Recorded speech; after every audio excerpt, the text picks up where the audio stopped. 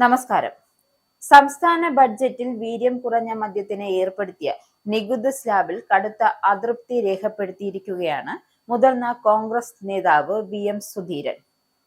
സുധീരന്റെ ഈ രംഗത്തുകൾ, അതായത് ഇതിനെതിരെ വിമർശനം ഉന്നയിച്ചു വന്നിരിക്കുന്നത് ഭരണപക്ഷത്തിനും നേതൃത്വത്തിനും വലിയ തലവേദനയായി മാറുകയാണ്. സർക്കാരിന്റെ ഈ തീരുമാനം വിശ്വാസ്യതയെ തന്നെ ബാധിക്കുന്നതാണെന്നും ഫിനാൻസ് ബിൽ അവതരിപ്പിക്കുമ്പോൾ ഈ നിർദ്ദേശം പൂർണ്ണമായും ഒഴിവാക്കണമെന്നുമുള്ള അദ്ദേഹത്തിന്റെ ആവശ്യം സർക്കാരിനെ അങ്ങ് പ്രതിരോധത്തിലാക്കിയിരിക്കുകയാണ്. പാർട്ടി വേദികളിൽ പറയേണ്ട കാര്യങ്ങൾ പരസ്യമായി തുറന്നു പറഞ്ഞതുകൊണ്ട് മറ്റൊരു സൂപ്പർ പ്രതിപക്ഷ നേതാവിനെ പോലെയാണ് സുധീരൻ അവതരിച്ചതോടെ പ്രതിപക്ഷ നേതൃനിരയും കടുത്ത ആശയക്കുഴപ്പത്തിലാണ്.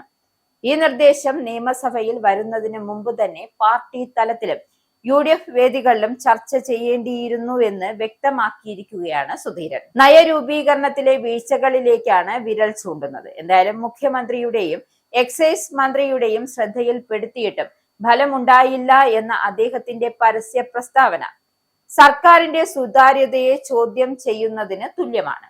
വിവാദങ്ങൾ ഒഴിവാക്കി കാര്യങ്ങൾ നേരെ ചൊവ്വേ പറഞ്ഞ് മുന്നോട്ടു പോകണമെന്ന സുധീരന്റെ ഉപദേശം ഭരണ നേതൃത്വത്തിനുള്ള ശക്തമായ ഒരു താക്കീത് കൂടിയാണ്. പ്രതിപക്ഷ നേതാവ് സതീശനെ തിരുത്തിക്കൊണ്ടുള്ള സുധീരന്റെ പരാമർശങ്ങൾ രാഷ്ട്രീയ കേന്ദ്രങ്ങളിൽ വലിയ ചർച്ചയാവുകയാണ്. അതായത് സതീശൻ പ്രതിപക്ഷ നേതാവായിരിക്കുമ്പോൾ സർക്കാരിനെതിരെ സ്വീകരിച്ചിരുന്ന കടുത്ത നിലപാടുകൾ ഒന്ന് ഓർമ്മിപ്പിച്ച സുധീരൻ ഇപ്പോഴും പ്രതിപക്ഷം അതേ നിലപാടിൽ ഉറച്ചു നിൽക്കണമെന്ന് ആവശ്യപ്പെടുന്നുണ്ട്.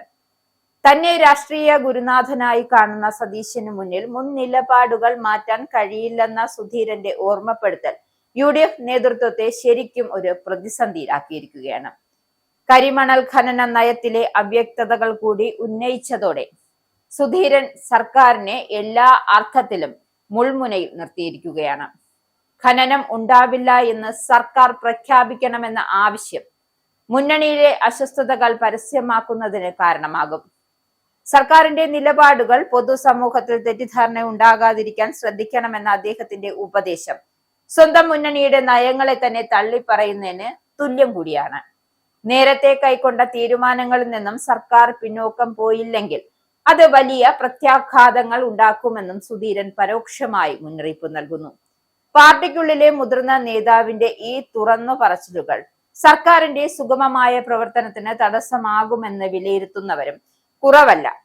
എന്തായാലും മദ്യത്തിലും ഖനനത്തിലും ഒരേ വിമർശനം ഉന്നയിച്ചുകൊണ്ട് സുധീരൻ വീണ്ടും സജീവമായത്.